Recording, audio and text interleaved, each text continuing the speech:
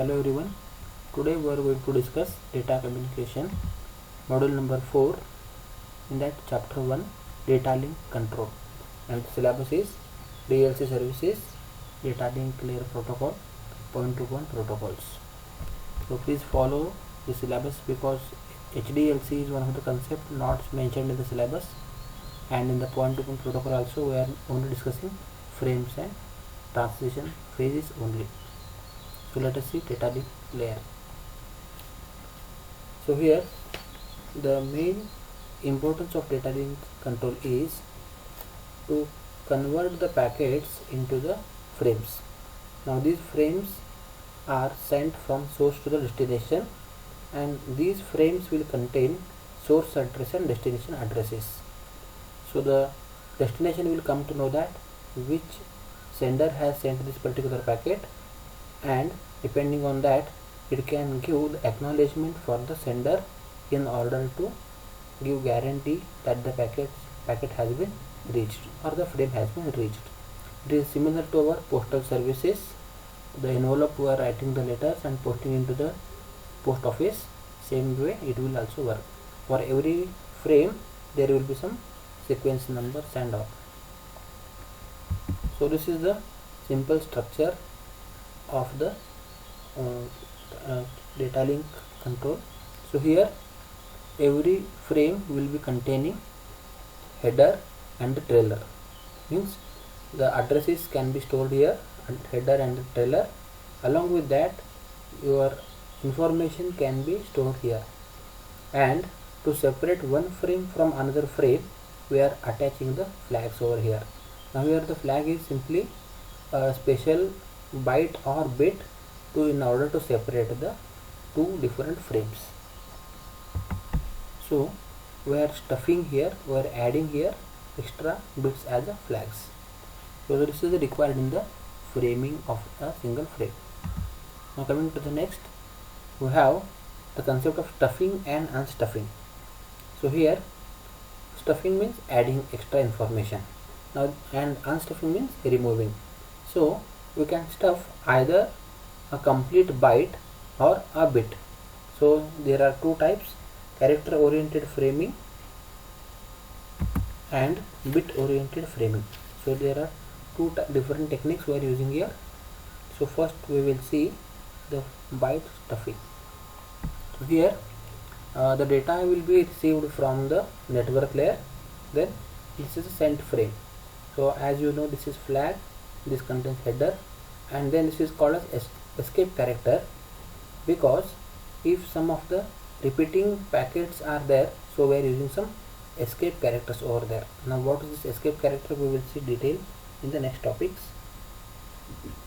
Sometimes in order to separate the different data packets, we are using the escape characters wherever there are two similar data packets.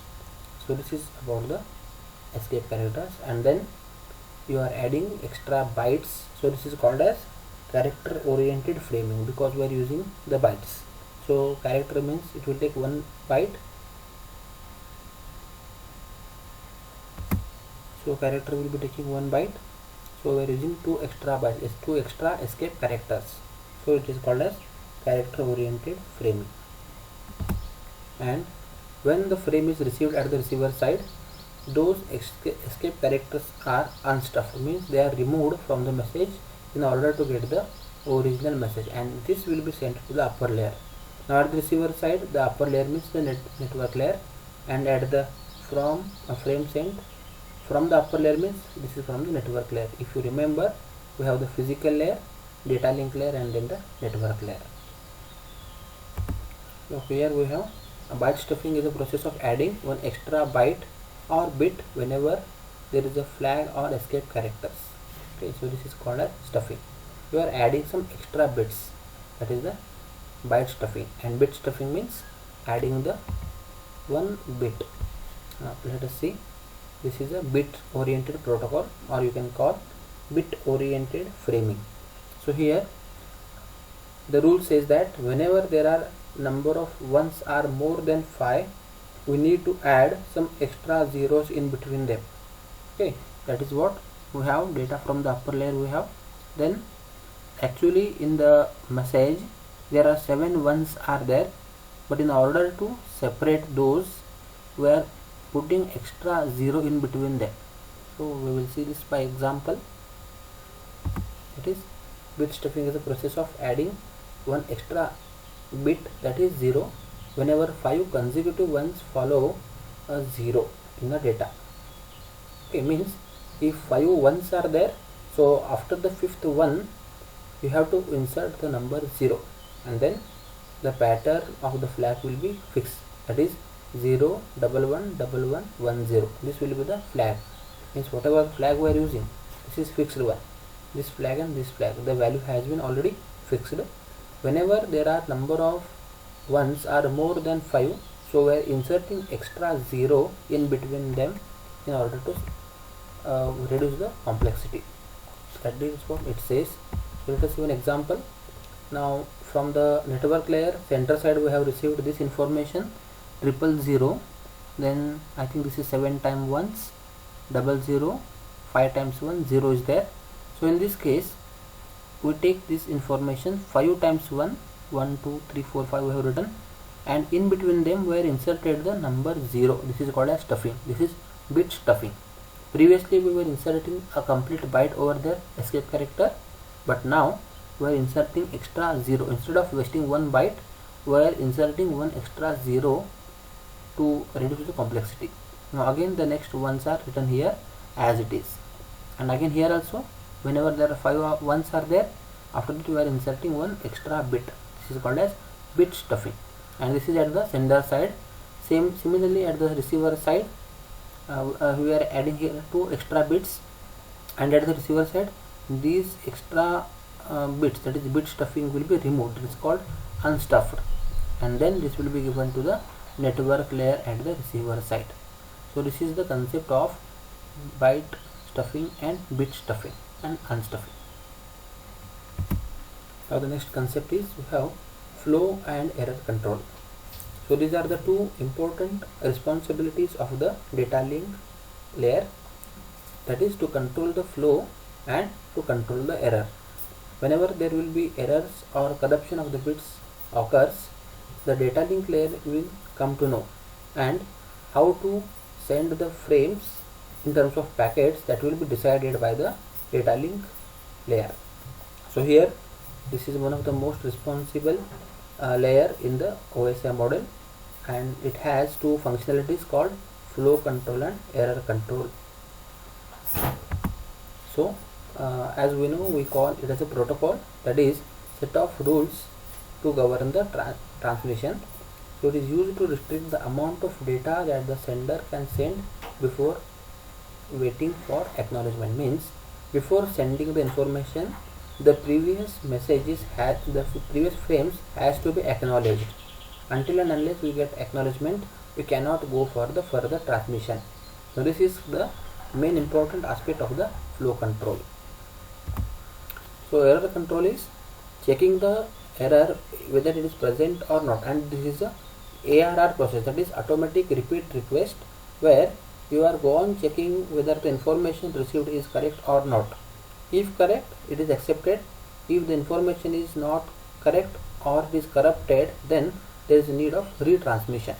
So that is the responsibility of the error control.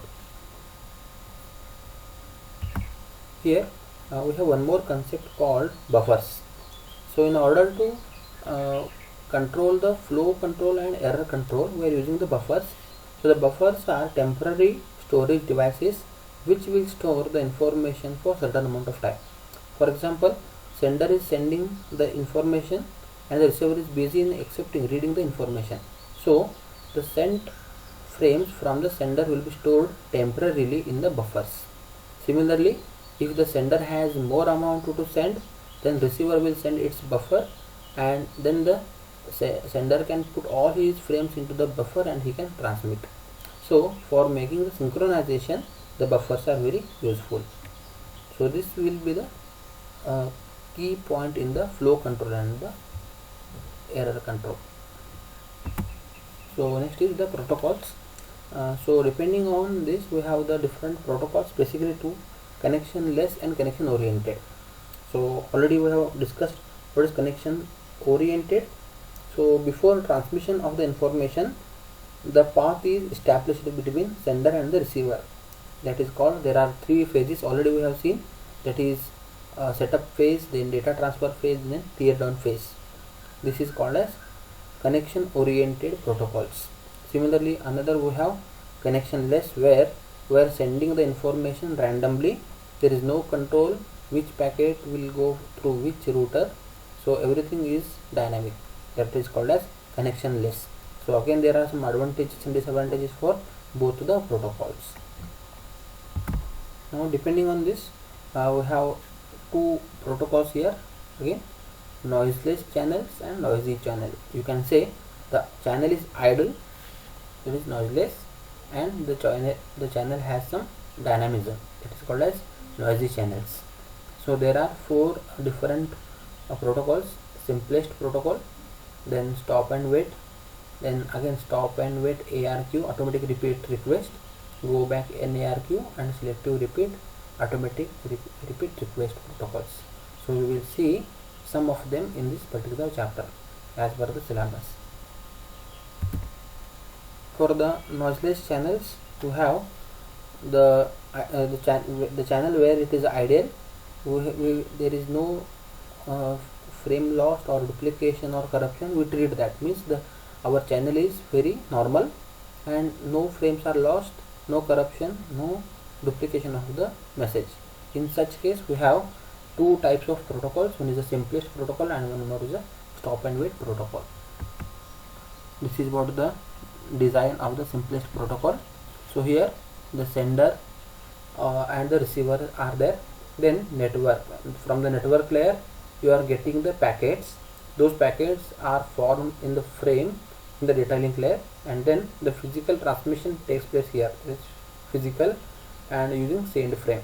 So it is a unidirectional path. You can send all the frames from source to the destination or sender to the receiver. Then here we are using some of the algorithms for sender side. Similarly, receiver also follows some algorithms. Here we follow the FSM, that is finite state machine. Means the receiver has to perform some limited task. If the information has received, then it will first forward the information, if it is correct, to the data link network layer. If there are some errors, then it will not send the acknowledgement. So for every data frames it receives, it has to provide the acknowledgement for that. So one is, if the information is correct, forward the frame to the network layer in terms of packets, and then if there are some errors, discard the packet, and after sending the packet to the network layer, it will send the acknowledgement. So this is the algorithm given here. Actually it is not there in the syllabus, but let us see. So until it is true, you are waiting for an event. Now this event is what? You are setting some timers, then if the timer starts, your event is started. Then event request to send, so it will send one RTS signal, that is request to send. Means whether I am willing to send, the sender will send that I am willing to send some information, one request. Then it will take the data from the network layer, it will make it the frames in the data link layer, and the sending process will be done at the physical layer, that is send frames. So this will be the at the sender side, and receiver side it will be reverse process. So until it is true, you are waiting for the event, that is to reach that particular frame. Then after arriving that notification, receive the frame. So from the physical layer it will receive the frame, then extract data, so it will convert the frame into the packets, and then deliver data to the network layer in terms of packets. So this is the receiver side algorithm. So here we have an example of sending the information from source to the destination. So 3 frames have sent from A to B. So the request will be sent RTS, then frame will be sent, second frame will be sent, third frame will be sent, and some time will be maintained there. This is a simple flow diagram, and this is all about the simple protocol.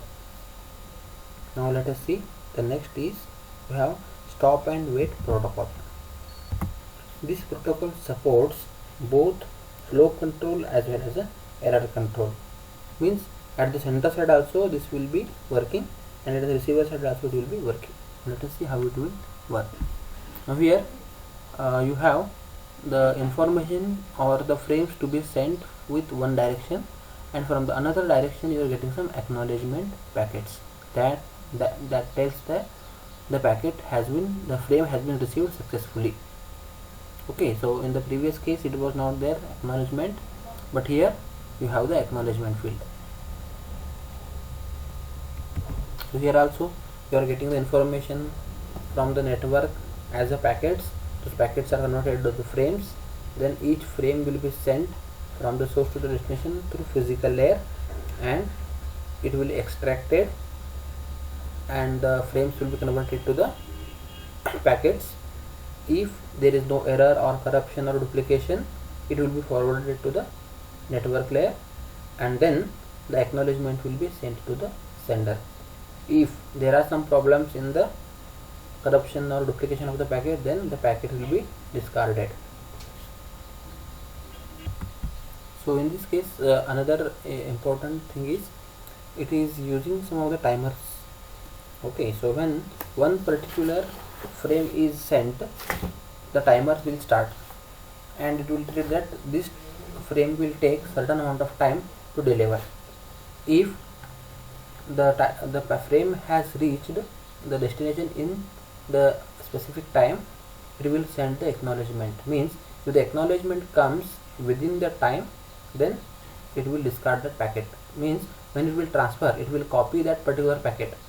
Until and unless you get the acknowledgement, it will be holding that particular copy of the frame. Okay, now take the example, packet number 1 has been sent and the timer is started here. Then it will send to the receiver.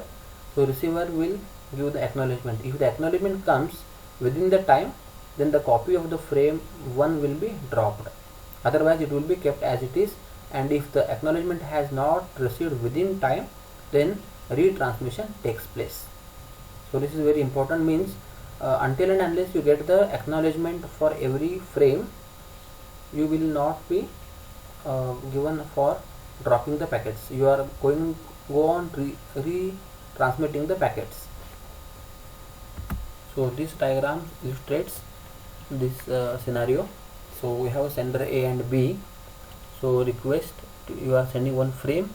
For that frame 1, you must get the acknowledgement. That is called as arrival. Okay. So once the arrival of the first acknowledgement, then only it is go on sending the second packet.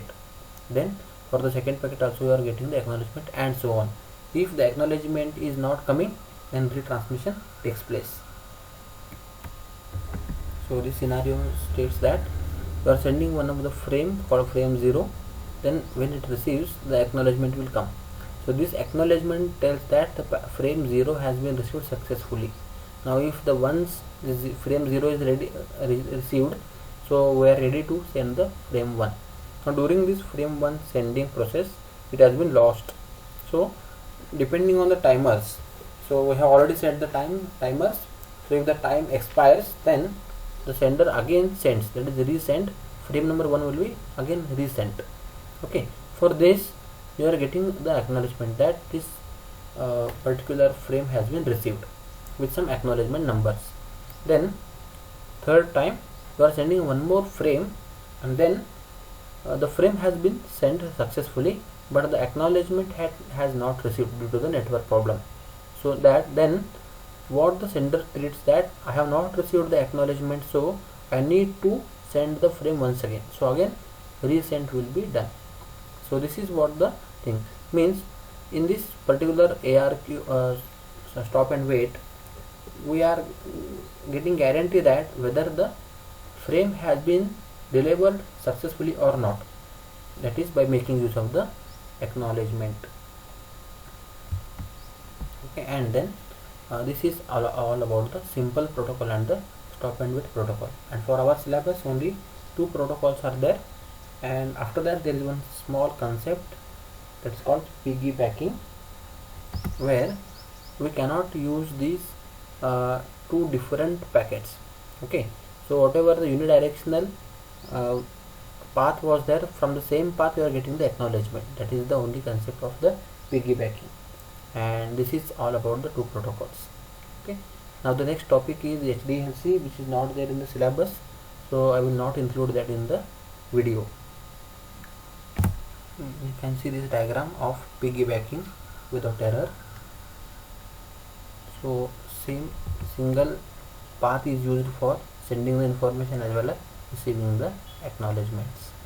Okay. Now the next topic is point-to-point protocol. In this point we have only two techniques, that is framing and transition phases. So the point-to-point, or you can call P protocol, it is very important in case of establishing the connection between two hosts, okay, or multiple hosts, and configure them. For example, if you want to connect to the internet, you must need the point-to-point protocol, so that you can access the services from any point of the internet. That's why we need this point-to-point protocol. So HDLC general is a general protocol that can be used for both point-to-point and multi-point configuration. Means for point-to-point you are using this HDLC. Now let us see what exactly this point-to-point protocol is. So in this protocol we are using some formats, like frame format, and it has some fixed numbers. So at the last we are using the flags. Now the reason is also same.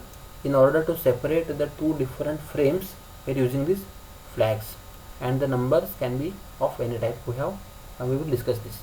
Next is the address. Now this is called as broadcast address. Means this address is fixed, that is, it is the 8-bit address, and this address is fixed. This is called as broadcast address. Means this frame can be sent through the any of the route.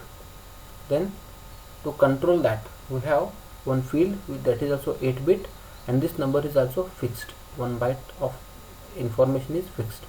Then the protocol. So this the control field is set to constant value, that is the value is already given,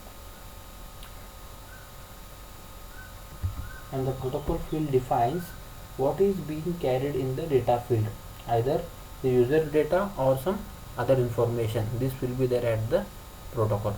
Then payload, which is nothing but it's a variable size. There you are actually carrying the information.